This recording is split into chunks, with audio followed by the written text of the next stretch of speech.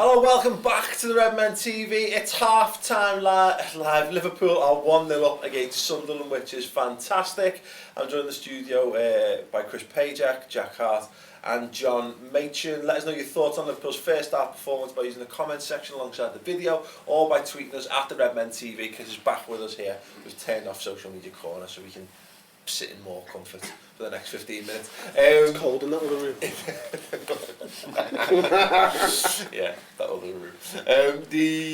Yeah, good. I mean, Kish, I was largely impressed by Liverpool's performance. By Liverpool's performance, yeah, that's probably the best I've seen us attacking for a few weeks now. Away from home. Yeah, especially, since Swansea, definitely.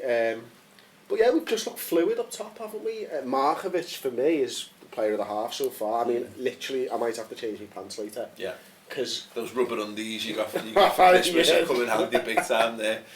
I think dead right there, Jack. I mean, first couple of minutes, Markovic, it's a nailed-on penalty for me. Yeah, definitely. He's had his legs taken from him when he's beaten his man. Yeah. There's a case for that. Could have been a red card. I think there was probably cover and he was probably going away, so I think it wouldn't have been.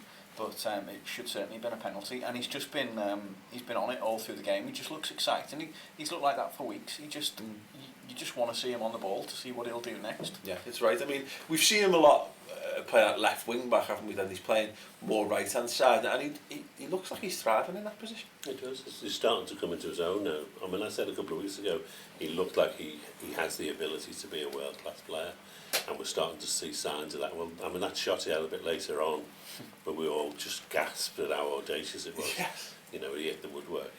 Just brilliant. And he's been like that all game, hasn't he? He's been really fast, aggressive.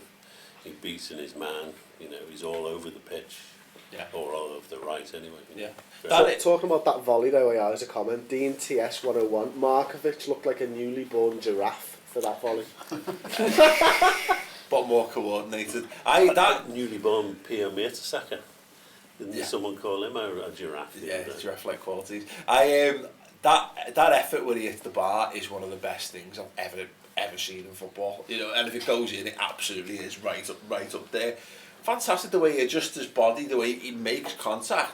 It's flying in top bin and it's the bar, and you just think to keep him going. We were impressed, weren't we, with the technique that Nugent showed for the goal against us the other week. Yeah. But it was like that, 4 feet higher, with less space, and 45 degrees. Yes. Which is impressive. Absolutely, just basically physics. Anyone who understands physics or biology will tell you what Markovic did there was impossible. Well, it was. But yeah. Exactly. So I genuinely astonishing, and I think again just the positive signs. And these are the things it was a great little run in for the pen shout. That's wonderful technique to get the shot off that. But look, his goal, it's actually all about his determination as much as his skill and pace. Yeah, the move was brilliant, and it was typical of the way we played this half. There was lots of passing and moving. And all done with pace, and he got into the box and he just persevered and kept on going, because it didn't look as though he had control of the ball, did it? And then suddenly there's a nutmeg and it's in the back of the net. We used to have a forward who did that, didn't we, last season? Remember that? Yeah. Remember him? I've been particularly impressed by the defence, I think. Not in a defensive mode, but we've looked very calm at the back, and the possession's been good, and it's not been that sort of we've seen passes between Skirtle and various centre-backs that have just looked like they're doing it because it's out of habit, whereas they actually look like they're quite comfortable picking passes out there, and it looks like it's calmed Mignolet, who's played a good few passes and he's come out and punched that ball well, and we just look up. It's the set pieces again that look like the cause of problems. We couldn't get rid of that ball for a good minute and a half. Well, that was it. There was one where they probably had, it was about 4 or 5 attempts to keep getting the ball back in, and I said the problem with how we defend those, Chris, is that if you're going to pass the ball out from defence, you can kick the ball away, and you're not going to kick it to a Liverpool player. You might as well twat it down the pitch. That's the point, isn't it? And actually, a couple of minutes later, Sacco did do that. But I totally get Liverpool style of play and why we do it. But in those situations, I'd rather just see one forward left up top and someone who fit up there, because we weren't leaving that one up top. A few weeks ago, we left 3 up top. Yeah, that was the most bonkers core. Insane, but you can understand why we tried it. We just seem to invite pressure off corners over and over and over again. He doesn't trust Mignolet to get the ball out quickly. Yeah, that's true. You'd have Markovic, wouldn't you, near the halfway line? Yeah. Because of his pace as well. Yeah, because they'd have to leave a couple of players back then at least. Yeah. Well, you know, what good's Coutinho doing in our box? Yeah. You know, Well, for absolutely. defending Post. the corner They're or trying to play whatever. through balls from the edge of the 18-yard box. If you just joined us, welcome. It's half-time live and uncut. Keep your thoughts coming in on the first half, particularly, obviously, the incredible performance of Markovic so far.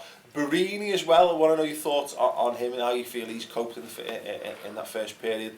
And then we're going to be moving on towards the second half.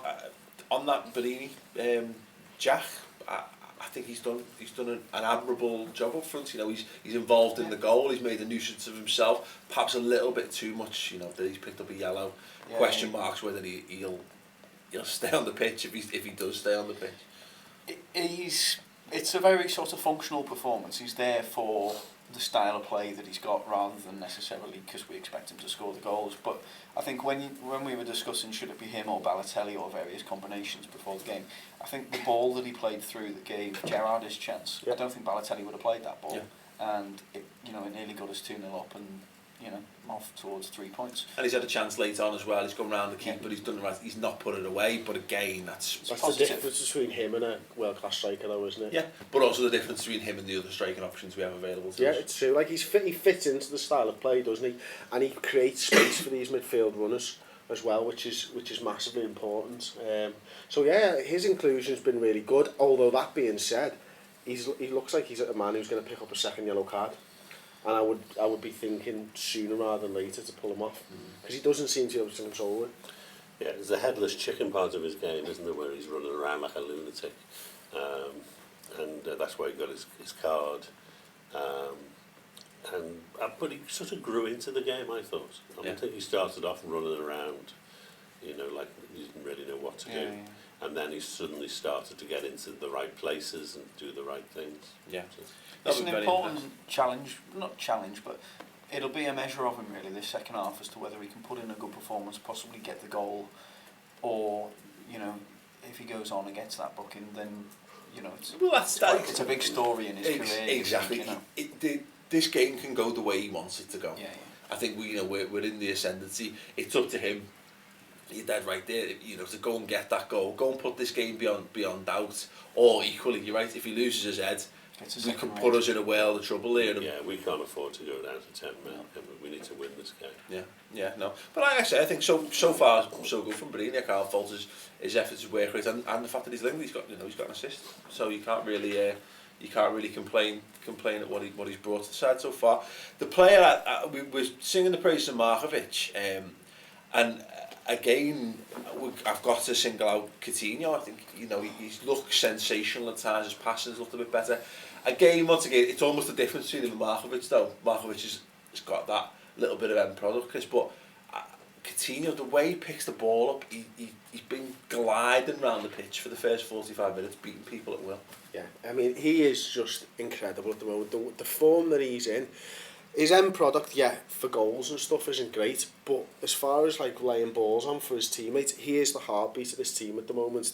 Everything goes through Philip Coutinho. Yeah. He's running the show. So today I'm not too bothered about end product because everything's going through it. If everyone else is, well, I suppose it's end product if he's creating goals and creating chances to a certain extent. That's on other people. But he hasn't wasted anything today. No. Quite often he has wild shots and stuff, but today he hasn't done that. He's been looking for the pass. I think our midfield has been superb throughout the whole of this first half, and that's where we're winning the game, is because we're so good in midfield. We're winning the ball back high up the pitch. We're creating chances. There's lots and lots of movement, and Coutinho's central to all that, isn't he? The way he plays the game. And a ridiculous yellow card as well, Joe. Yeah, stupid yellow card. Yeah, it's like Michael Owen was trying to defend it, saying how he needs to show that he needs to be backing away from the play. Bullshit, Michael Owen. That is for me is what you're meant to do. To stop a quick free kick being taken, you just stand on it for a second. Is it Vigini who's the one who actually kicks it again? He's basically the referee should tell him to go back 10 yards. Because they do it with Wolves. If there was 5 players all lined up 8 yards, you should give all those 5 players a yellow card by that logic. And then 20 minutes later, 20 minutes later, he's saying to him, this is the 3rd time you've done that, I'm booking you for that now. But you've got to tell him first, haven't you? Yeah, I think that. I mean, there would be lots and lots of yellow cards around the leagues if they gave him for that every time. It's just, I say, I think if it is Virginia, he's bought it for funny performance by the referee. Yeah. He's sort of missed, obviously like the penalty, and then given stupid things like that. Booking, I think that's it. I think because they were singing his praises in commentary, saying how he's letting the game flow and all that. And you can't argue some of the advantages you've played have been pretty good. But you might, he played an advantage instead of giving us a penalty, didn't he? Yeah. Well, we played advantage. Sunderland's advantage. And we scored, and we he played an advantage when we go on to score as well. So it's gone sort of both ways. It's been a very up and down performance for him, as I say. It's the bookings for me. Did he actually play? Did he actually play the advantage when we scored? Pretty sure. I didn't see him put his arms out or anything. Did he? Yeah, fair play. But yeah, it's one of those. I think he needs to just more sensible use of the cards. Like I say, for me, that Coutinho booking is just that takes a moment just to say, yeah, bring that back. Come on, lads. Don't be tits. It's stupid. It's frustrating though when you're seeing a referee getting praised for essentially doing the right thing, doing his, as though doing his job correctly is like some kind of extra virtue to his. Well, it's a sign about bad referees in general if that's the case. But I don't mind if people are doing if he's doing it right, fine. Just by all means point it out. But in a game where he's thrown a few silly cards out and completely missed the Stonewall penalty, it seems daft to try and find added positives. Even the booking for Coutinho, it wasn't as if the quick free kick was actually in a place where it might have done some damage. It was out on the wing halfway down the pitch. No. Yeah. And the player did just boot it at him. He wasn't passing the ball to the team. Should have booked Virginie. There you go. That's it. Yeah. Some sportsman-like. Yeah, at the whistle gone. Yeah, shocking decision. Should Liverpool make any changes for the second half? Let us know by using the comment section alongside the video, or if not necessarily at half time, what changes would you like to see Brendan Rodgers make as the second half progresses? We talked in advance of the game in the Matchday Live show. Maybe it'd be nice to see if we could get into a position where we've got a bit of a lead to get Rossiterton involved or what have you. Obviously, the case we made that Barini might be a bit of a liability on a yellow card. Do you maybe look to introduce Balotelli or whatever? More level-headed character. Yeah, I'm just. Yeah, I right here and now, I'm perfectly happy with how we're performing. I don't think anyone's let themselves down. I think everyone's doing well and with gears to go. What we don't know is what the weather conditions are doing. Yeah. Obviously we've had the wind behind us, I think, in that half. So it'll be interesting to see whether that changes Sunderland's tactics. Yeah. So does that mean Markovic's shot was actually just caught in the wind? Was that all it was? No, don't say that. No, but you can tell. He controls all the wind. those Mignolet kicks out of his hands were actually reaching the other half. Uh-oh. They're not getting dangerous 18 yards. They're going to blow back. And again, neither is he. Heavy punching twice. One other player I've been impressed with, Steven Gerrard. I don't think as impressive as Markovic or Coutinho, maybe in that, but things will fine. Great to see him in that advanced position. His little flick in the build-up to the goal I thought was fantastic. He got wide right, he got a decent shot into the side netting. Good, that's the Steven Gerrard I want to see. That is, yeah, and you've said it for ages now, haven't you? You'd rather see Steven Gerrard at 100% for 60 minutes every couple of weeks than 80% or 50% every single week. Now, this seems to be the right game for Steven Gerrard, and hopefully he'll be rested, because it's like 3 games in a week. Set up really well, haven't we? Particularly with Henderson being in the middle.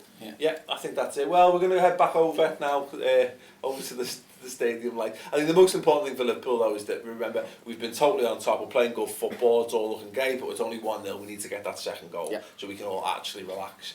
And you might even see our goal reactions video if we win this game. Anyway, thanks very much for watching. Give the video a thumbs up and enjoy the rest of the match as well.